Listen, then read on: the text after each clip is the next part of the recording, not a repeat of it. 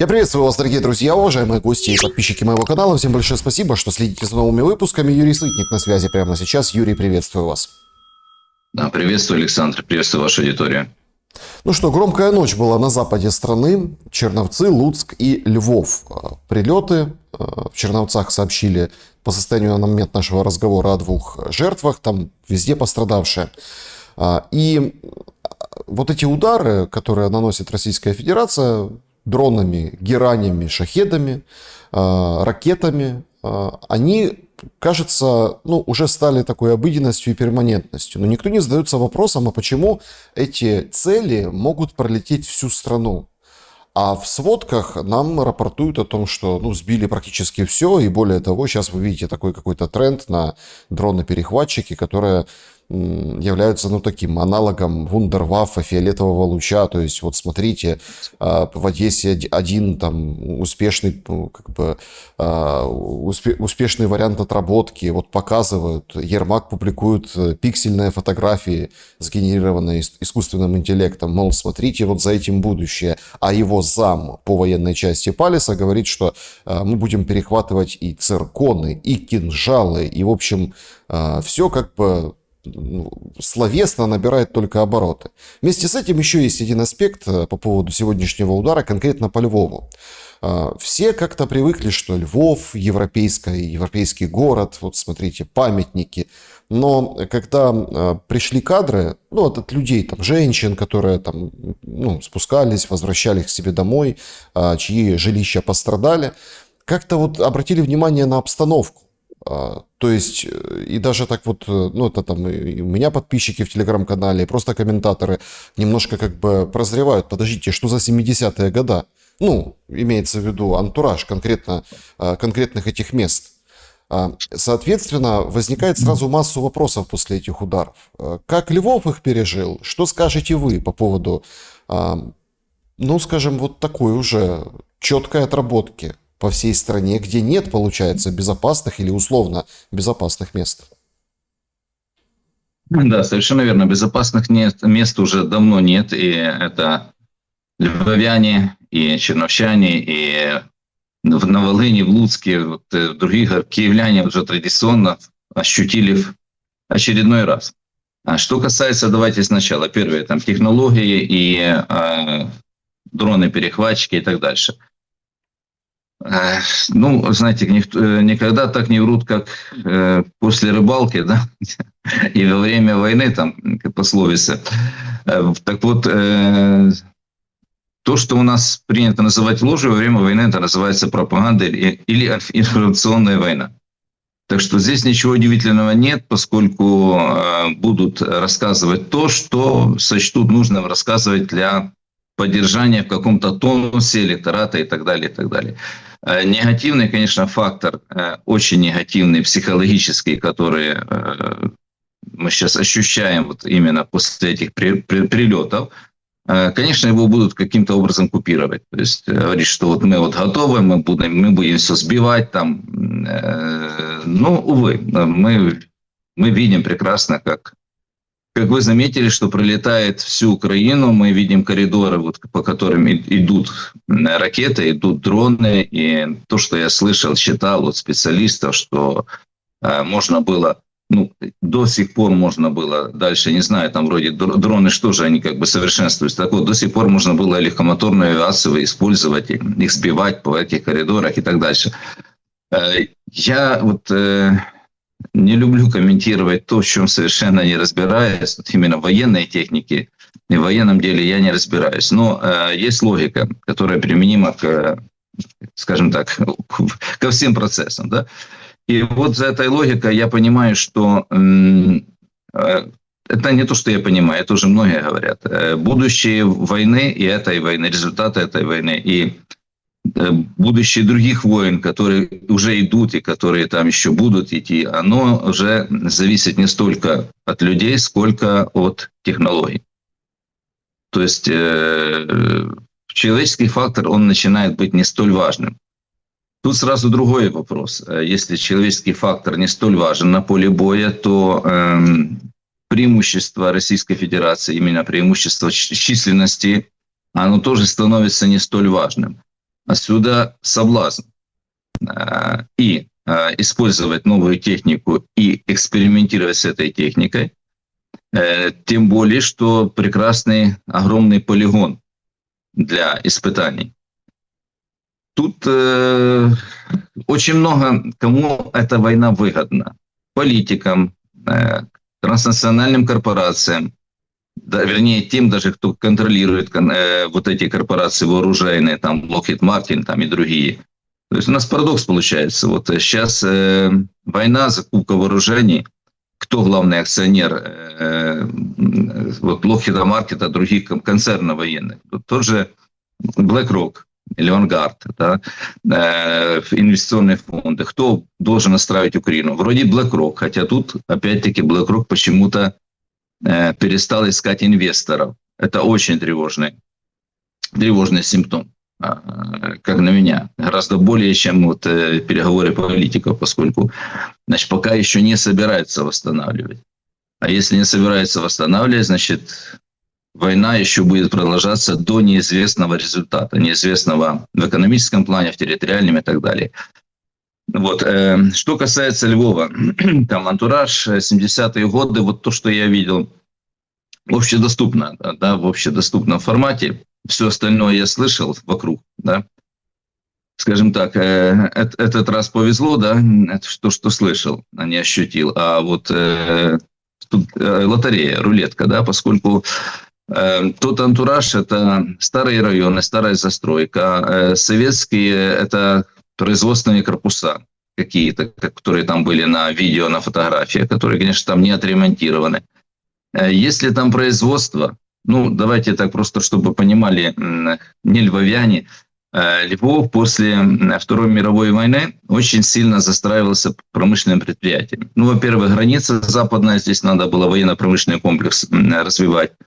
И тот же «Электрон», который показывали на кадрах, куда прилетело, я там начинал свой рабочий путь с мастера, правда, отдела капстроительства, немножко другая сфера. Вот, но мы прекрасно знаем, и все знают то, что оборонные предприятия во Львове работали и очень сильно развивались. Было много приезжих специалистов, было приезжих специалистов с Восточной Украины, со всего Союза. И даже рабочие там целыми производствами, скажем так, перенаправляли заводы, как завод телеграфной аппаратуры, с которым тоже плотно там работал одно время, да, там же он приехал из глубинки России, не помню уже, из Казани или еще откуда-то, или из Перми. Вот, так что Львов был достаточно плотно застроен этим предприятием.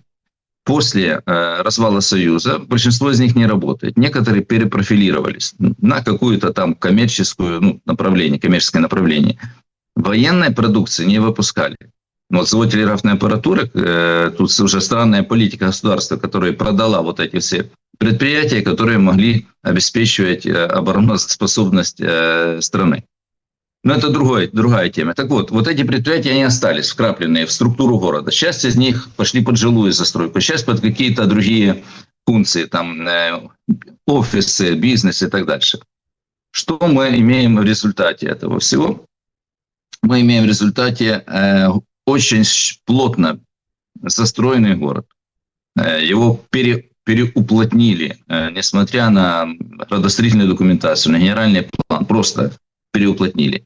В среди этой плотной жилой застройки промышленные территории какие-то сохранились. Что там выпускают? Точно не выпускают ничего такого, ну, большого, да, то есть это не те огромные предприятия, которые были, их уже не существует. Но какие-то производственные мощности остались. Учитывая стоимость вот этих шахедов, герани и так дальше, относительно небольшую стоимость. Вполне логично даже наносить удары по не очень большим производственным объектам. Кроме того, еще раз говорю, тут более фактор не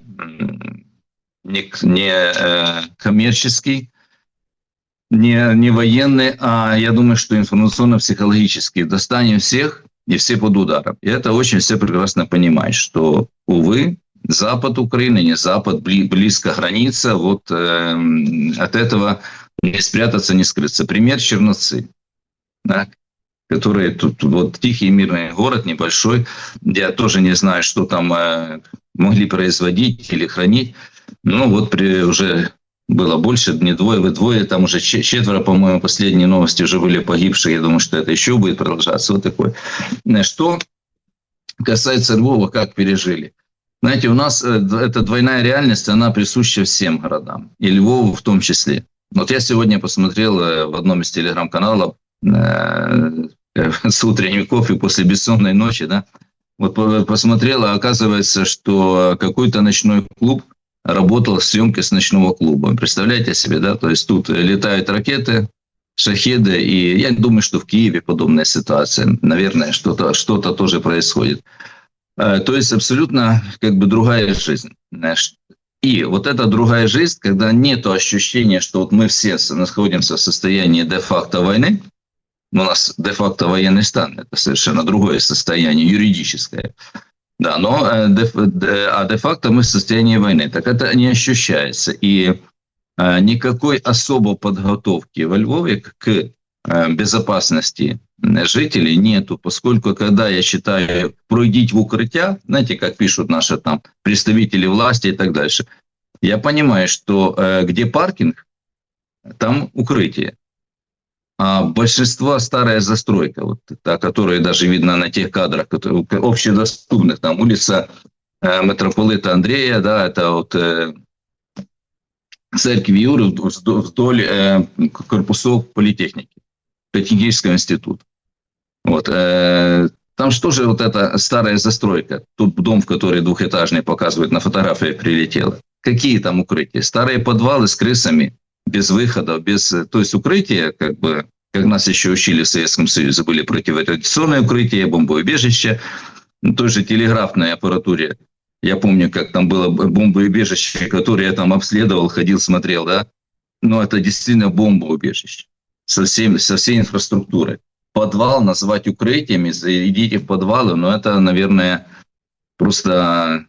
Ну, насмешка какая-то такая, злая насмешка. И ничего не сделано. 4-й год войны, Юрий. 4-й год войны. Во Львове ничего не сделано. Более того, вот рядом, возле меня застройка, где промышленный объект застраивается. На нем, кстати, работал наш мэр. Начинал свою трудовую деятельность. Там было бомбоубежище, его нет. А там уже прилетало. Там это первый прилет во Львов. Когда, ну, не первый прилет, а вот первый такой, когда разрушен жилой дом и погибли люди. А там же рядышком. И вот таких вся центральная часть, вся историческая застройка города, это все очень печально. Что касается состояния вот этой застройки, там, ну, я понимаю, что ваши читатели и зрители увидели вот эти кирпичные корпуса производственные, да, вот это 70-е и так дальше. Я вам хочу сказать, что историческая среда города, историчное средовище, то, что законодательно у нас прописано, да, выглядит гораздо хуже, чем в 70-е, поскольку никто, кроме центральной вот картинка, площадь рынок, вот там фасады отремонтированы и так дальше, все остальное, балконы рушатся, падают, дома трещат, заваливаются дома в том же центре, там, в прошлом году без выбухов, без ударов, ничего, без ничего, просто вот рассыпался дом.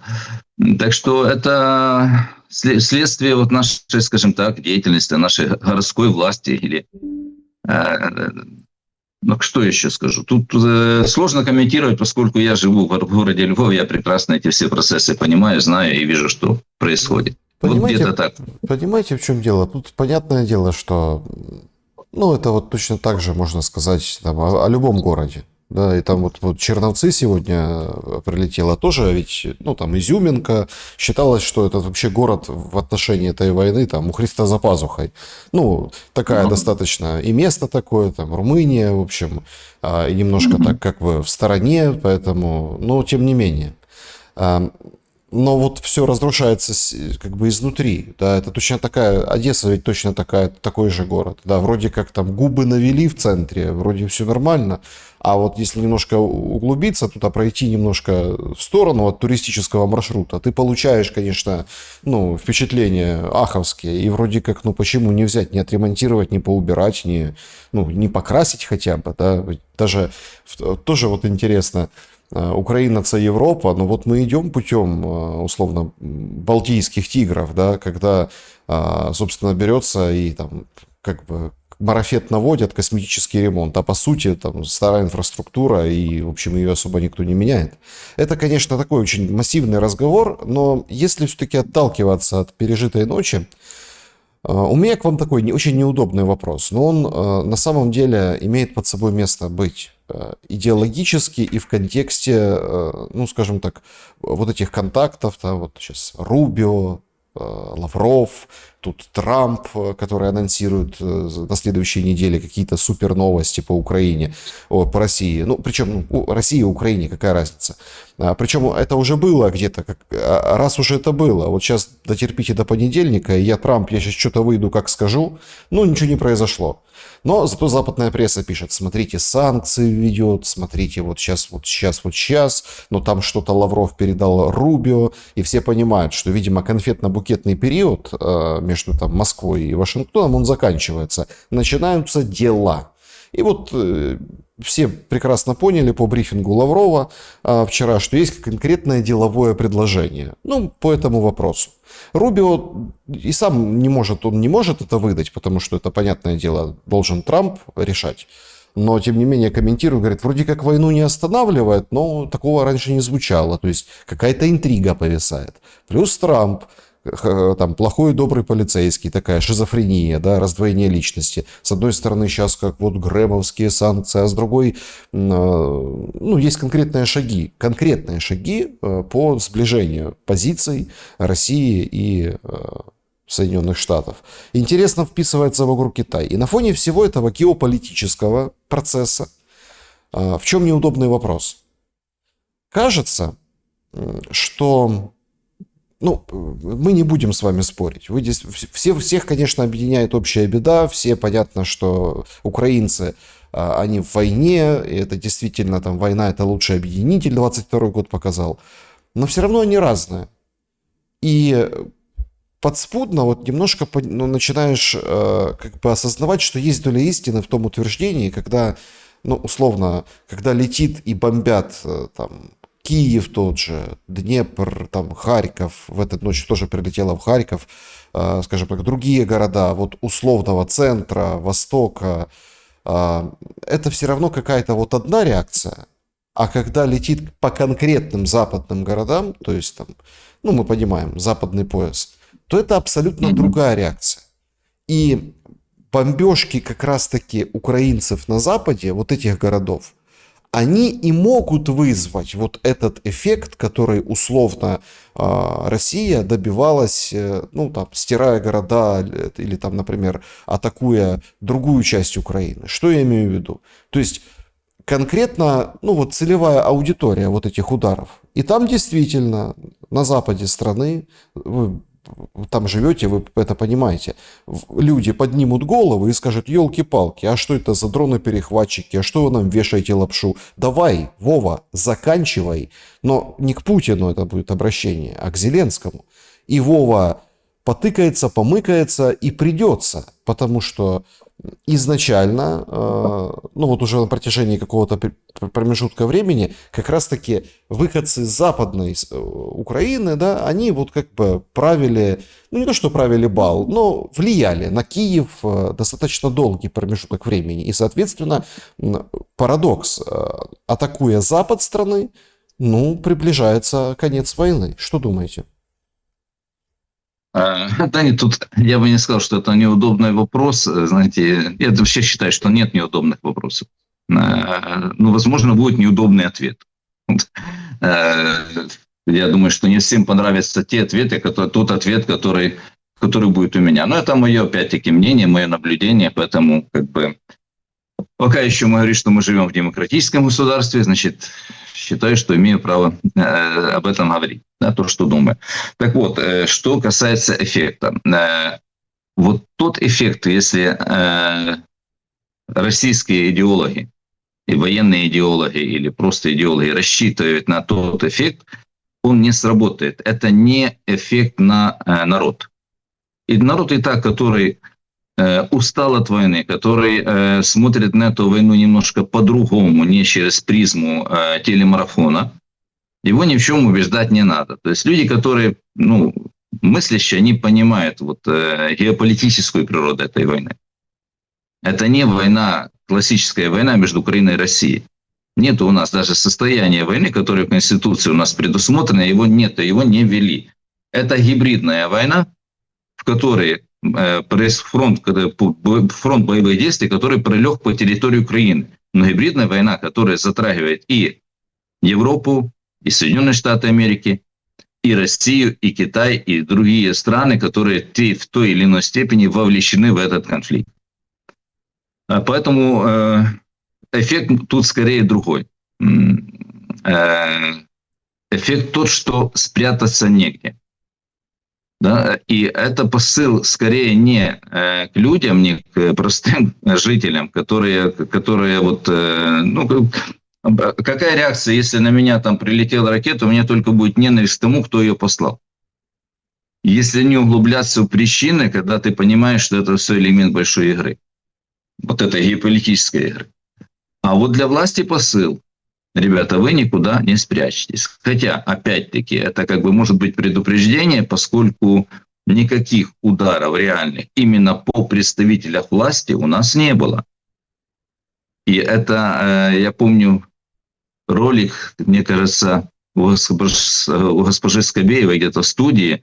Она спрашивает, ну как так? Вот это же было все высшее военно-политическое руководство Украины, стояло в Херсоне, это же близко, почему там не ударили?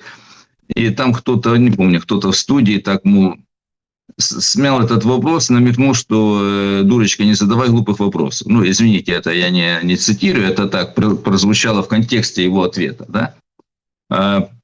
Реально идут большие геополитические торги. И вот если будет принуждение к миру, это ж, по-моему, наш президент любил повторять, да, мир через силу. Вот мы сейчас понимаем, что происходит в Украине, это мир через силу. Нам демонстрируют, что мы вас всюду достанем, мы можем уничтожить все, что осталось, все, что там не разрушено, не уничтожено. Значит, идите на наши условия. Но это не к простым украинцам посыл, идите на наши условия. Посыл к нашей власти,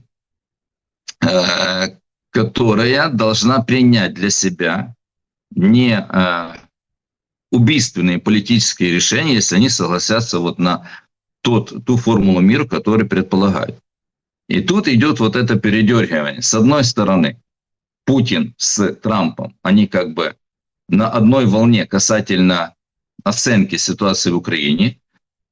Эта оценка немножко другая. Она еще начинается с понятия революции достоинства, да? А никакой революции не было. Революция – смена системы. Никакого смены системы не было. Была смена одного клана на другой.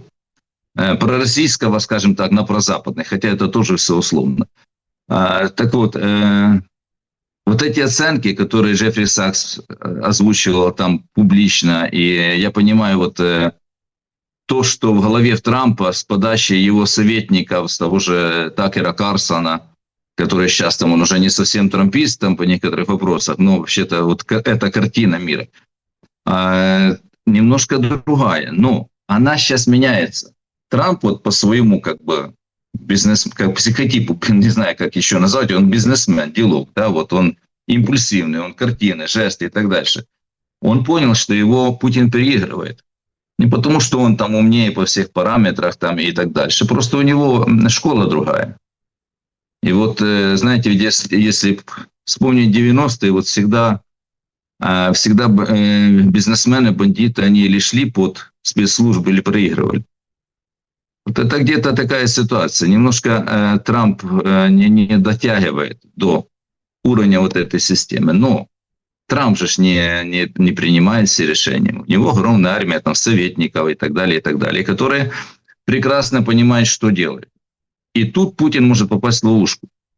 В ловушку, он уже попал в ловушку войны в Украине. Для России нету позитивного окончания войны. И для Трампа нету позитивного окончания войны. С любой стороны ему могут догнать. Вот сейчас основная задача вот этих геополитиков, так называемых, придумать такую хитрую формулу мира, как они придумали после 12-дневной войны в Иране. Все победители. Израиль победил, Иран победил, мы же там победили, и Трамп победил. Для И меня, чуть если ли не честно, медаль. для меня, если честно, тоже активно освещал эти события на своем канале. Это, конечно, парадокс. Вот смотрите, насколько же все-таки, ну так немножко отвлечемся, насколько же все-таки, как это случилось, но не со мной называется. Ведь этот сценарий и этот вариант должен был быть в этой войне. Украина поднимает, говорит, смотрите, мы какие мощные, какие мы классные, мы сохранили дух единения 22 года, государственность и победили, нас не сломили. Да, мы никогда не признаем оккупированные территории юридически, фактически, но ничего, они сами к нам вернутся, сейчас вот. То есть этот же вариант «Россия развалится» можно же проецировать на будущее поколение, жить. Ну, типа, ну не в плане там, чтобы делать из Украины антироссию. Нет, все культуры, то есть никаких претензий, никаких там по памяти дискриминаций. Но вот эта сильно объединенная страна имела бы шанс, да, сказать, ну вот ничего страшного, там произойдут какие-то процессы, и когда вот, а люди все равно нас помнят, а смотрите, какие мы классные. То есть победа. Россия говорит, мы, сухопутный коридор, Азовская внутренняя, мы показали силу русского оружия, мы там такие, все, мы победили. Американцы вышли. Смотрите, как я пришел, я Трамп, 24 часа, супер, миротворец, Нобелевская премия, класс. То есть, да, Европа говорит, ничего, вот Европа, европейские ценности, смотрите, какая мощь. И все такие, и все красиво вышли из игры, сохранив лицо, вот эти жертв помянули, там квартиры какие-то выписали, дали, что надо отстроили, и пошли жить, зарабатывать дальше, и не угрожать друг другу. Но это делается, когда есть в трех сторонах элиты, которые четко принимают решения и готовы отвечать за свои слова. Ну вот, например, брать и отвечать за свои слова. Проблема-то как раз Трампа и Путина, наверное, в том, что кто-то готов больше ответить за свои слова, а кто-то генерирует, как из пулемета, поток разных мыслей, а по факту ничего не делается. Да, вы очень хорошо, Александр, нарисовали картину именно войны, то есть окончания войны, в которой все победители. Ну, прекрасно, я не буду дополнять, тут конечно, все очень четко сказано. Но что для этого надо? Вот давайте теперь вот эту вашу картинку такую красивую переведем в наши реалии. То есть территории не будут признаны, никто их не признает, ни Запад, ни тем более Украина. Да, ни один украинский политик не признает, что оккупированная территория, они российские. Понятно. Ни один западный политик не признает здравомыслящий, поскольку это называется, что это все международное право, которому и так крах, да, но это уже четко надо показать. Все, его не существует, если таким образом идти. Значит, де-факто это должна быть заморозка конфликта. Прекратили стрелять. Это то, о чем говорил Трамп. Ну и там другие там, политики говорят, вот надо прекратить стрелять. Это тоже уже забытый российско-китайский план, да, мирный. Вот, и другие там инициативы. Но тут один небольшой вопрос. А на каких условиях? Вот, и тут дьявол прячется в деталях, потому что заморозка конфликта, от нее сейчас отказывается господин Путин. Он говорит, нет, мы должны иметь там твердые гарантии, мы должны иметь признание наших территорий, мы должны там, скажем, гарантии по санкциях и так далее, и так далее. И вот идут торги просто. Вот на чем они, Путин шантажирует, грубо говоря, Трампа. Где же там какой-то миротворец, если мира никакого нет. Мы цели СВО должны достичь, мы там идем своим путем, мы демонстрируем, что мы это можем достичь, мы вот уничтожаем города и так дальше, инфраструктуру, энергетические объекты. Вот мы вот это демонстрируем. А Трамп опять-таки смотрит, какова готовность России. Это же меня просто подставляет. И вот эти торги, поскольку заморозка конфликта с последующим переходом, вот этот дипломатический формат, ее же можно было бы продать как победу всем. Вот точно так, как вы это все расписали. Но не хотят почему-то, не могут пока еще договориться, поднимают ставки. И вот мне кажется, что здесь, ну, скорее всего, Путин немножко переоценил свои возможности не в плане там военной машины, а в плане том, что он сам себя же загоняет в результате. Так Поскольку куда? Нет, если смотрите, он не давайте дает... разложите эту мысль, потому что, смотрите, это называется мысль верхушечная. Ну вот, ее очень любят пропагандисты, ее очень любят все там. Знаете, такой гордоновщина такая, когда вот Бацман, Гордон Хорошо, я понял. выписывают Кремль бомбят, или там, не знаю, Путин умер, сейчас там переворот, Мгм. чрезвычайное положение, все, Москва оцеплена, ну вот эти все генерируют. Смотрите, Да, тут же хорошо. вопрос, загоняет себя или загоняет Трампа? Нет, он сейчас загоняет Россию в некотором смысле. Я сейчас объясню. То есть я процитирую вот публицист Анатолий Несмеян, ну, грамотный, умный человек, который там в Телеграме он есть. Он говорит, что пишет он. Крепкий рубль косит экспортеров, как Нео из вертолета косил агентов Мингана. В 2 раза падает экспорт пшеницы, лежит угольная отрасль, динамично снижаются базовые для экономики доходы от продажи нефти и газа. Где здесь может быть небывалый рост, даже сложно предположить. Блумберг, который пишет, понимаю, Блумберг это для России вражеское издание, Блумберг экономист, но тем не менее, да, имеют право на голос. Уменьшение экспорта сырой нефти и нефтепродуктов из России ставит под сомнение способность страны поддерживать свои производственные мощности. Тут немножко преувеличивает. Да, поддерживать могут, но поддерживать это маховик военной промышленности, который раскручен. Что с ним потом делать, если мир? Куда девать этот маховик, как его переориентировать? Это же очень непросто все, как бы там ни говорили. Экономист. Летнее наступление России... Я понимаю, что экономист здесь точно лукавит, но я объясню. Летнее наступление России на Украине продвигается со скоростью всего 15 квадратных километров в день. Это примерно площадь аэропорта Лос-Анджелеса. За последний год российская армия завоевала 0,038 квадратных километров на каждого погибшего солдата. Вот они там. Даже при быстром темпе последних 30 дней, чтобы завоевать Украину, понадобится еще 89 лет.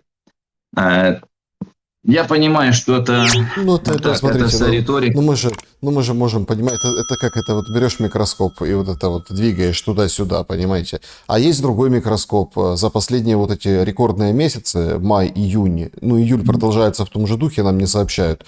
Площадь города Одессы перешла под контроль Российской Федерации. Тоже об этом писали. Ну, то есть Одесса Да, не маленький город. я понимаю. Тут Тут как посмотреть. другой вопрос, Александр.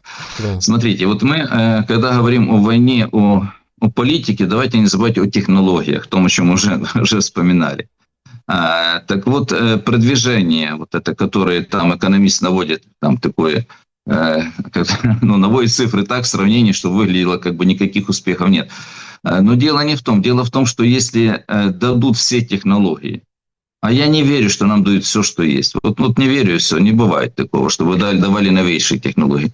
Но если дадут эти технологии, или договорится Трамп в процессе своих торгов, вот этих всех сделок, да, договориться с Китаем о чем-то, а договорятся, конечно, не в том числе за счет России, поскольку Китай для России совершенно не друг. Не друг и не враг, а так. У него просто свои интересы. И он помнит о своих территориях, которые сейчас российские. Так что, если не договорятся, то вполне возможно и не помогут вот эти удары, поскольку каждый удар по городу, когда все мировые СМИ будут транслировать кадры, когда погибли мирные люди, как разрушены жилые дома, детские садики и так далее, вот, а это все будет делать Путина все более токсичным и токсичным.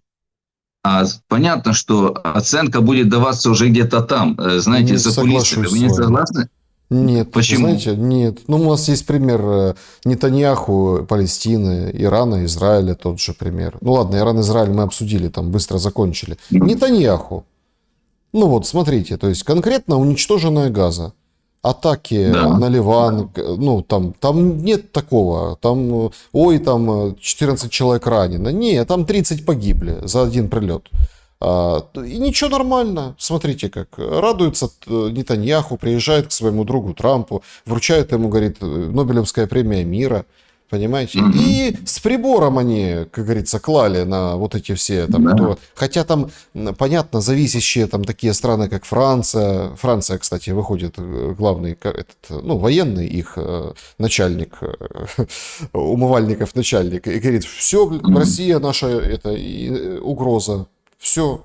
Ну, Да, то есть, вы да. понимаете, то есть уровень эскалации. Так вот, Франция, как они там крутят, ходили, рядили вокруг этой Палестины. Ну и что? Кто что сделал? Никто ничего не сделал. Как убивают, так и убивают.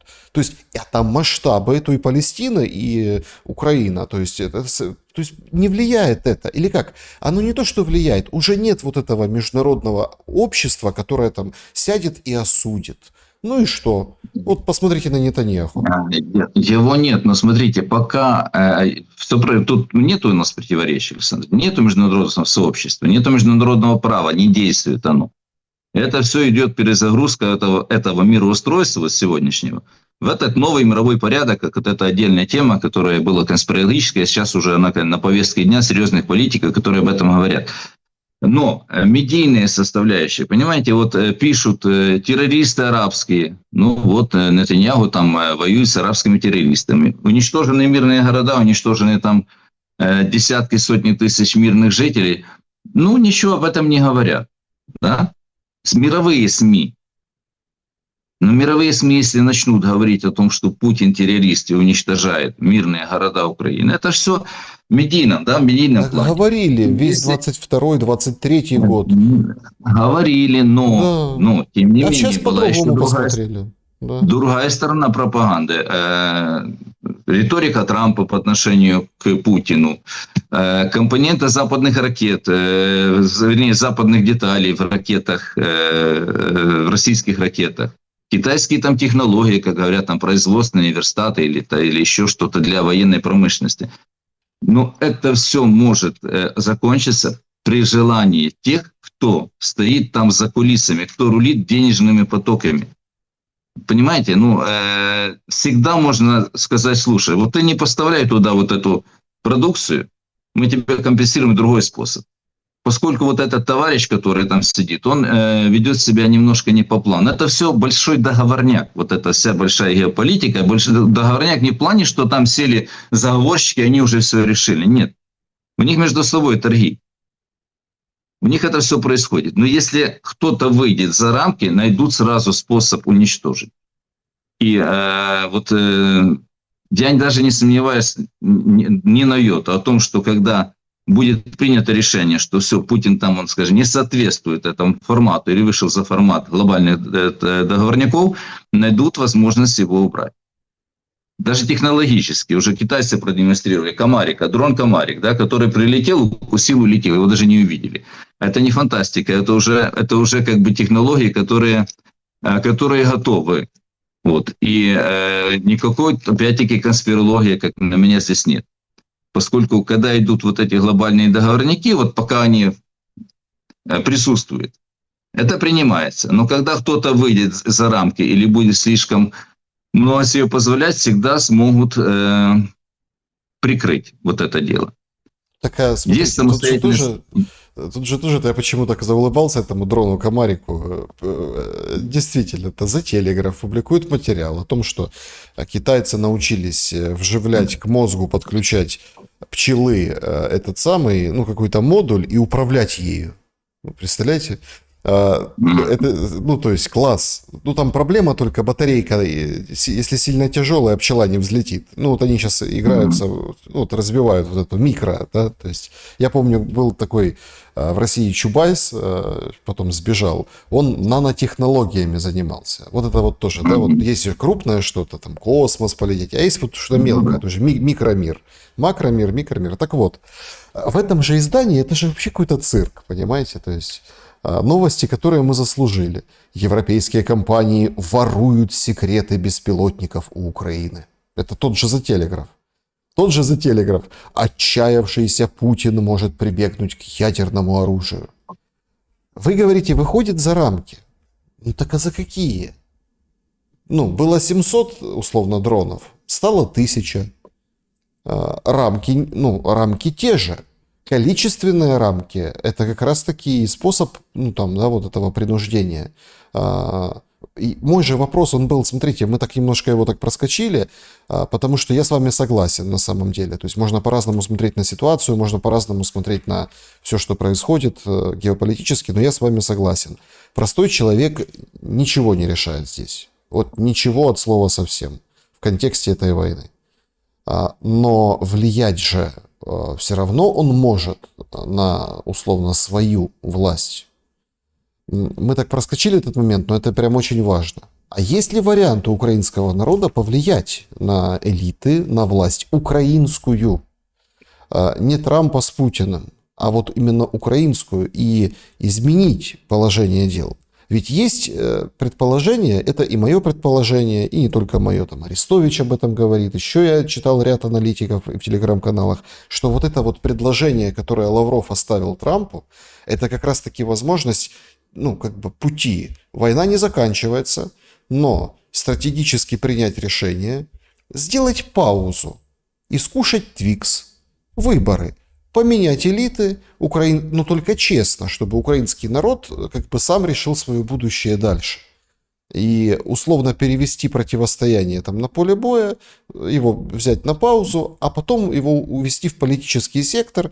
Ну, кто-то скажет, добиться своего, Украина развалится через выборы. А другая задача – поменять власть, привести легитимную власть, ну, новую, устраивающую все стороны, и потом подписать нечто, чтобы условно закончить войну.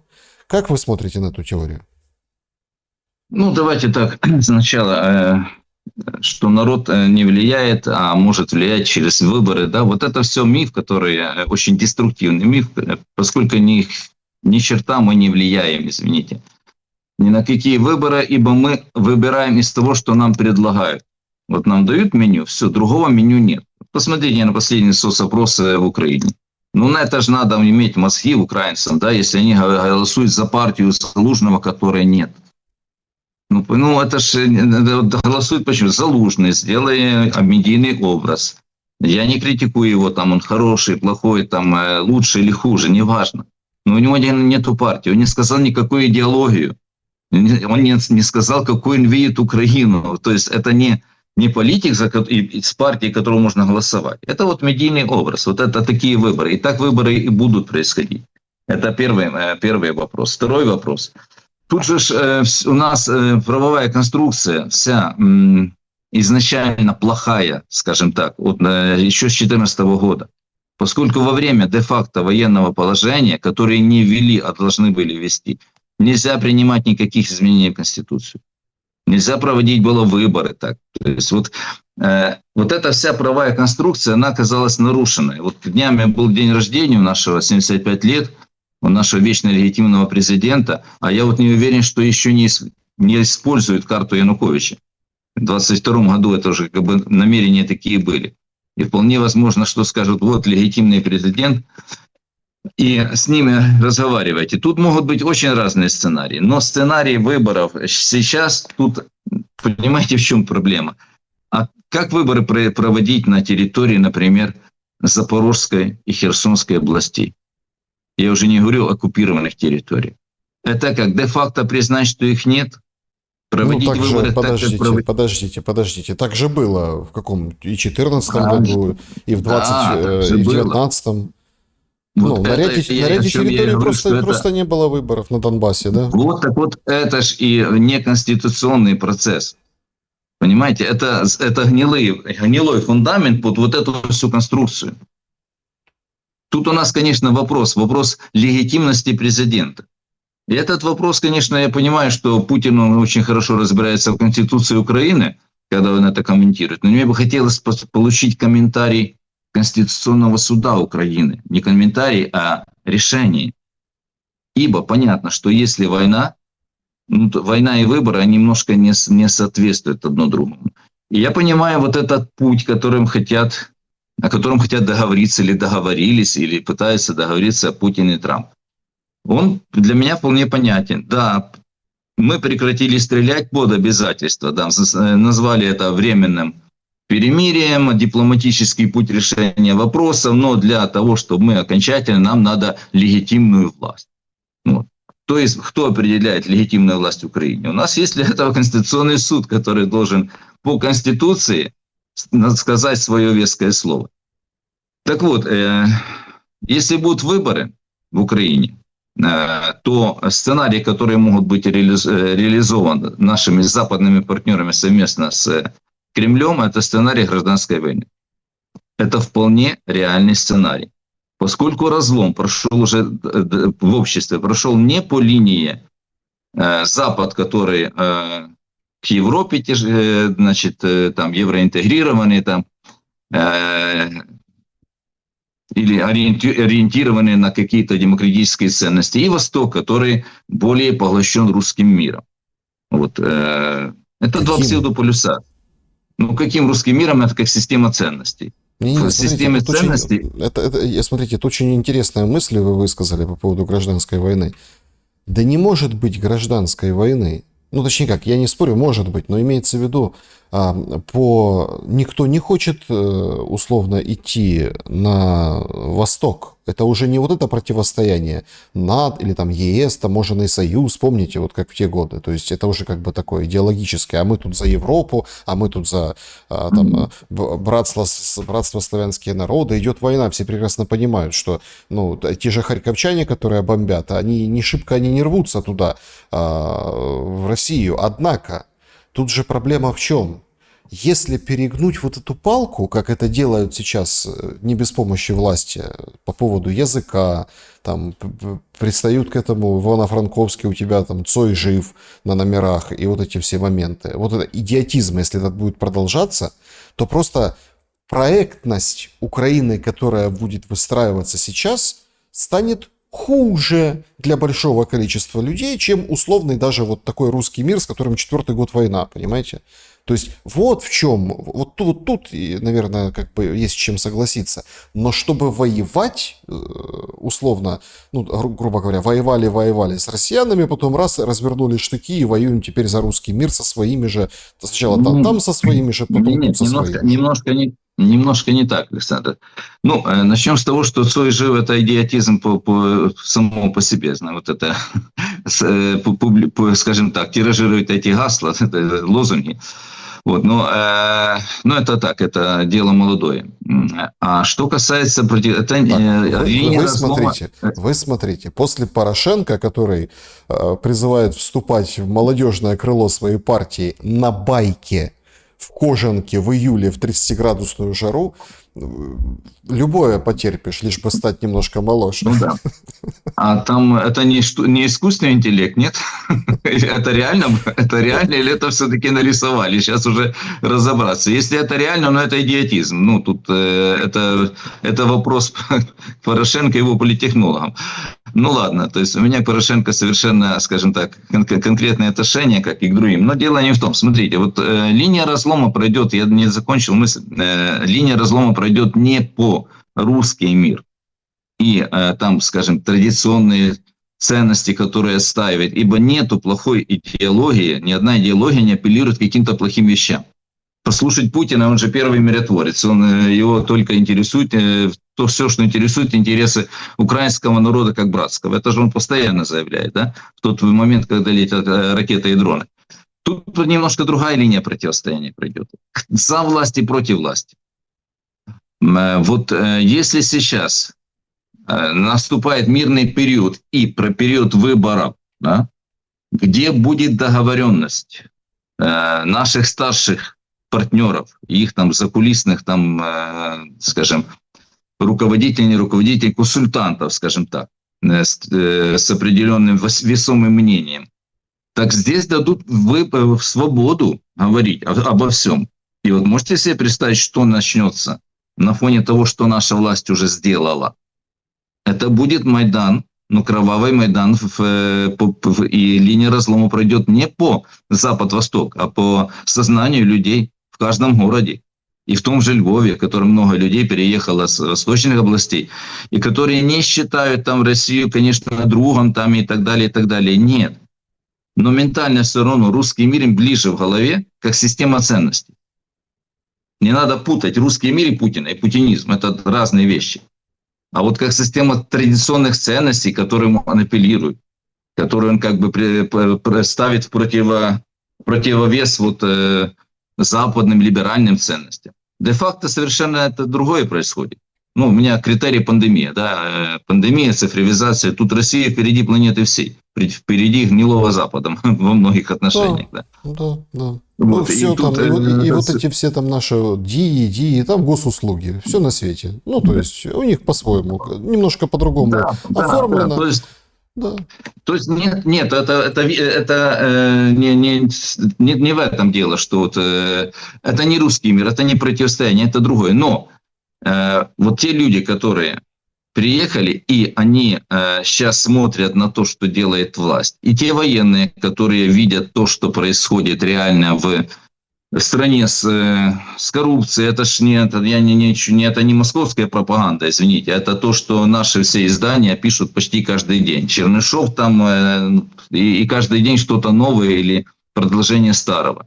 И безнаказанность, и так далее, и так далее.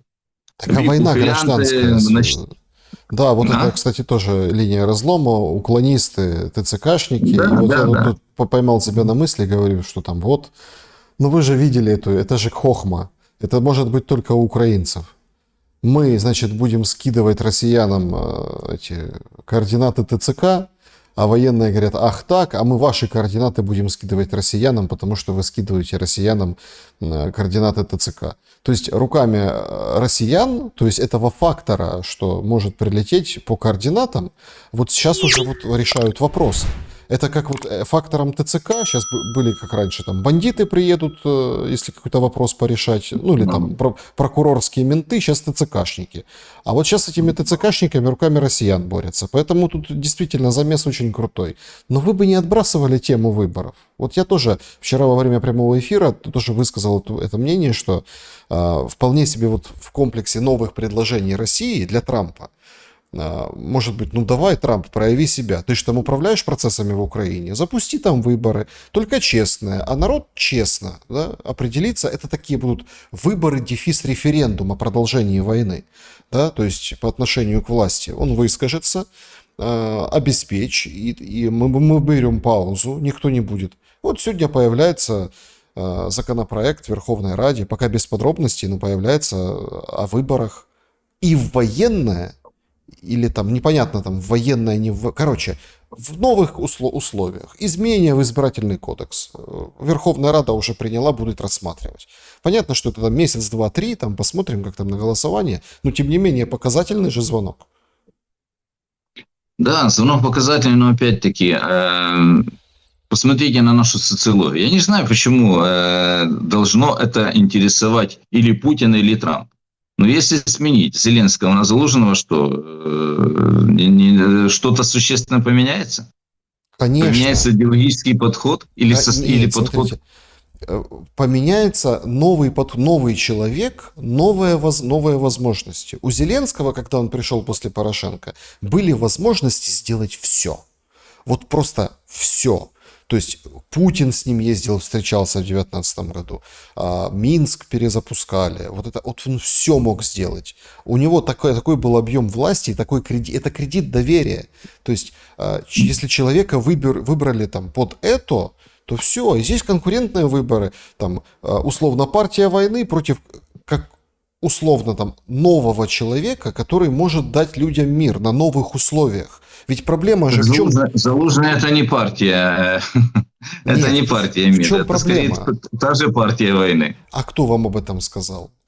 Смотрите, можно сказать, что... Его публичные заявления.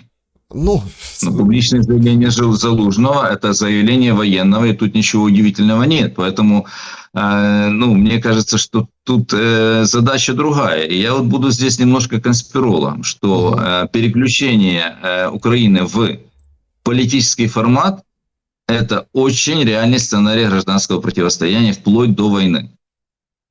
Потому что в политической борьбе, если дать свободу, а у нас же не только Порошенко дружит со многими военными.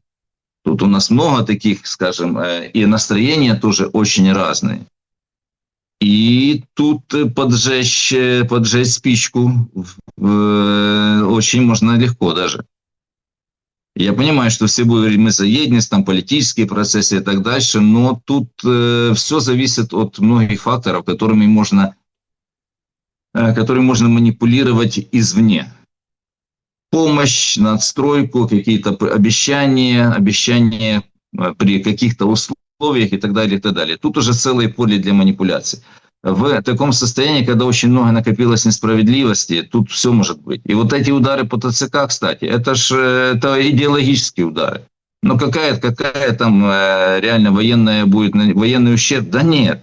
Это очень четко идеологически рассчитанный удар, поскольку многие украинцы просто ненавидят ТЦК, особенно те, которые пострадали от их беспредельных действий, неконституционных действий. Ибо я не против ТЦК, я против того, что грубо игнорируется и нарушается Конституция. Так вот, те, которые пострадали от этого, они будут радоваться, их близкие будут радоваться. Это возобновление справедливости. Кто возобновляет справедливость? Получается Путин.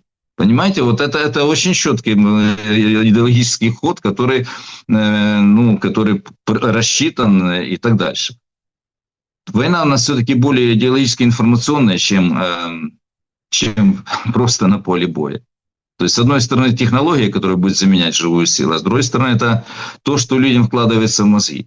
И вот этот сценарий перехода к политике при заморозке, это что же очень важно. Поймите, что Зеленский и команда, те, которые при власти, они прекрасно понимают, что как они преподнесут народу прекращение огня и переход к политическому формату, таково их и политическое будущее. Если они смогут это преподнести как победу, они могут остаться в власти. Мы или хотя бы в обойме.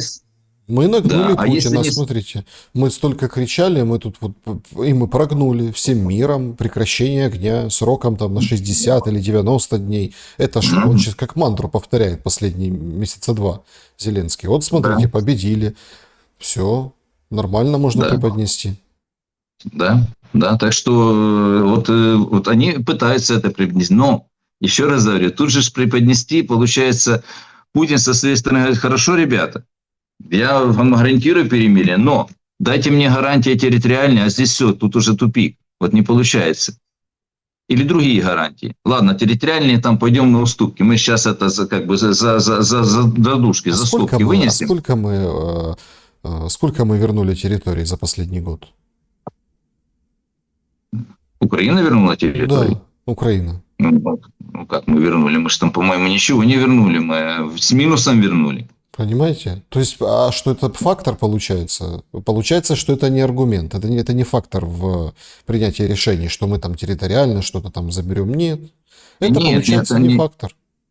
Александр, не в том вопрос. Я не имею в виду, что мы там что-то заберем территориально. Это тут, что вопрос территории будет вынесен за скобки. Сейчас вопрос в чем состоит? Путин говорит, это наши 4 области. Это же получается, что надо украинцам уйти, и военным, и тем, которые себя идентифицируют с украинской властью. Им надо уйти с Запорожья, им надо уйти с Херсона. Да? Да. И отдать эти области. Да? Но вот это сможет сделать только, понимаете, в чем дело? Новый человек с кредитом доверия, который может быть избран, расплескать его на непопулярное решение, а потом как бы уйти в закат, выполнив свою историческую миссию. Поэтому нужна смена власти. Поэтому здесь Зеленский этого не сможет сделать. Он, конечно, может как угодно переобуваться. Мы с Папой Римским видели с вами, да, вот это, как Франциско он там футболил, говорил, нам нужен мир, а не посредники. И как стоит вот это вот там, плечи опустил, это кивает, вот, спасибо, папе. Ну, сразу видно, Папа Римский американец, бывший республиканец. Вообще диаметрально противоположно. Но в этом вопросе исключительно нужен новый мандат и, скажем так, новый... А как? Понимаете, в чем дело? Тут же возникает этот момент. Лучше провести честно выборы, чем условно иметь какую-то хунту. В прямом смысле этого слова. Когда придут, допустим, батальоны какие-то, приведут своего, вот это будет наш атаман, и все. А все остальные, кто там... И гражданская война, как вы это... Ну, вот этот сценарий, который вы описываете. Да, но тут проблема в том, что любой сценарий, который будет реализован в итоге, он не имеет какой-то перспективы для Украины, ибо я не верю, что придет политик с любым кредитным доверием, который скажет, мы отдаем эти области. Вот нет, не верю, невозможно это сейчас. Это не сломишь эту информационную пропагандистскую машину. Как может сказать политик, который ну, вариант, который вы говорите, это единственный вариант, когда он скажет, да, мы должны признать, что мы на этом этапе потерпели поражение, но у нас есть гарантии, у нас есть возможности построить мощную страну на те территории, которые осталось, и впоследствии все равно будет развал России, эти территории вернутся, мы их никогда не признаем. Ибо признать эти территории не дадут. Ну, представляете себе прецедент между, как бы, в мире, да, вот такое признание территорий. Это потеряет лицо не только Байден, не только Трамп, всей европейской политики не дадут этого сделать. И вот Путин это прекрасно понимает. И вот на этом его выстроены торги. Поскольку, ребята, ну нет, значит, мы будем или признавать, но не признают. Значит, или договорятся о какой-то хитрой формуле, о том, что это вынесли как бы в сторону, прекратили вот вооруженный конфликт и перешли к процессу выборов. Но процесс выбора, еще раз, он пока он может быть выгоден и России, и Америке, и Трампу, и Путину, условно говоря, возможно, другим западным партнерам, но против него без личных гарантий будет сопротивляться всеми силами действующая власть. Ибо они понимают, что их могут сделать жертвами на основаниях вполне конкретных, там, коррупционных, без оснований, как политической мести или как, скажем так, при принесении в жертву для выпуска пара, там, сделать крайним. Они же это прекрасно понимают. Это вполне реально. Ибо запрос на справедливость во время войны колоссальный. И каждый человек, у которого кто-то близкий погиб, он хочет верить в то, что он погиб не зря.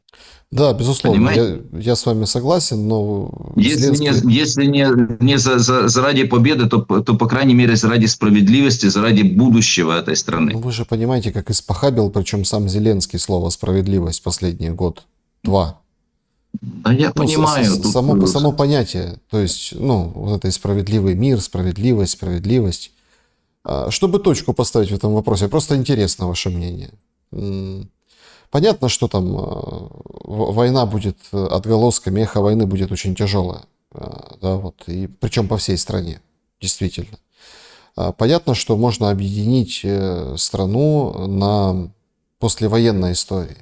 У нас есть пример наших отцов, там, дедов, да, там, которые после войны, Великой Отечественной, Второй мировой, на новых территориях, старых территориях, советских территориях жили очень тяжело, но отстраивали и отстроили такую страну, построили, потому что на самом деле, там, если разобраться, ну, сейчас это тоже после Рима, вот этот план Маршалла, да, аналитики так вот смотрят, это вот исключительно тоже там много было пропагандистской истории в плане Маршалла, потому что советский блок, соцлагерь, он быстрее, ну, как модерновее на тот момент отстраивался, и, ну, там такие проекты огромные, БАМы, там, Днепрогэсы, то есть, ну, вот это вот все имеется в виду, там восстанавливалось и строилось, да, после, ну, то есть вы понимаете о чем.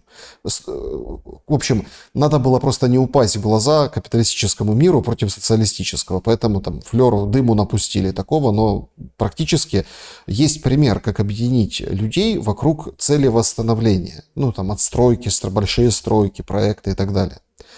Но у меня вот такой вопрос.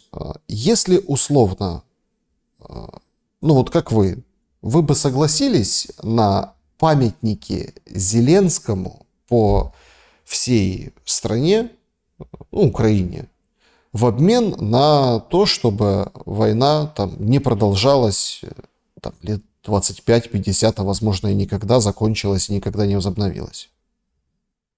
Немножко странный вопрос. Я не совсем понимаю, при чем здесь памятники Зеленскому, как великому миротворцу.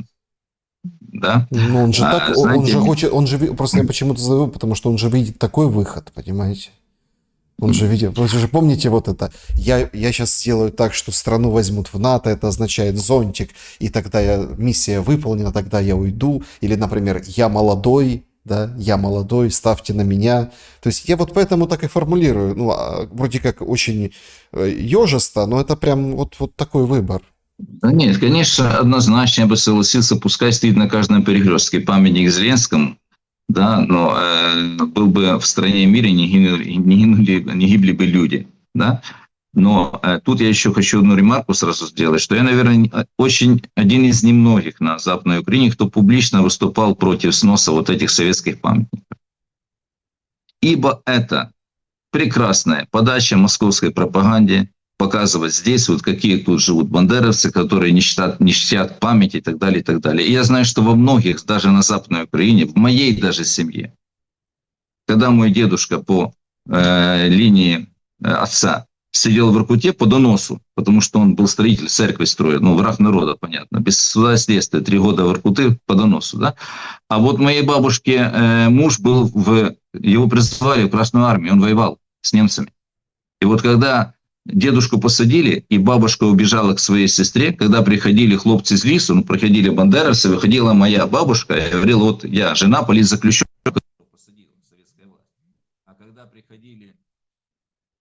А когда приходили наши регулярные там войска или представители там НКВД, выходила ее сестра и говорила, вот мой муж в партизанах. Они что, были не патриоты Украины? Или... Тут очень сложная эта вся история. Вот эту историю спекулировать и разделять никак нельзя. Поэтому памятник это дело, это история. Ее надо просто помнить, изучать. А заменять одни памятники в другие, это ничего с этого хорошего не получится. Поэтому у меня к памятникам своеобразное отношение. Если цена мира будет памятники Зеленскому, да, пускай будет. Понятно, что утопический финал нашего эфира, но тем не менее очень благодарен вам за содержательную беседу. Спасибо за время и мысли. Спасибо вам, Александр. Всего доброго. Друзья, берегите себя, всем добра и света. Увидимся.